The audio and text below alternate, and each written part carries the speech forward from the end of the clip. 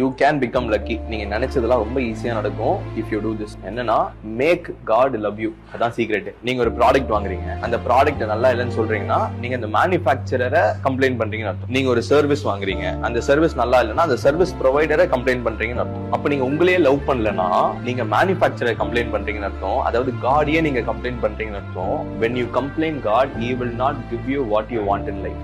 நீங்க உங்களையே லவ் பண்ணலன்னா உங்களால லக்கியா ஆகவே முடியாது. நீங்க எவ்வளவு ஸ்பெஷல்னு நான் சொல்றேன். நைட்ல நிலா பாக்குறீங்க, அது ஒரு நிலா தான் இருக்கு.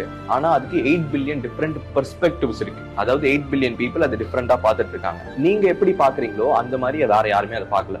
நீங்க பாக்குற விதமே டிஃபரெண்டா இருக்குன்னா அப்ப நீங்க எவ்வளவு யூனிக், அப்ப நீங்க எவ்வளவு special. So next time stop comparing your self with others. ஏன்னா ஐ கேன் பெட் யூ, நீங்க உங்களை மாதிரி இன்னொரு பர்சன் இந்த உலகத்துல கண்டே பிடிக்க முடியாது. You are so unique. இந்த சீக்ரெட் உங்களுக்கு தெரிஞ்சிச்சுன்னா you will start loving your செல்ஃப். And if you love yourself you will become lucky.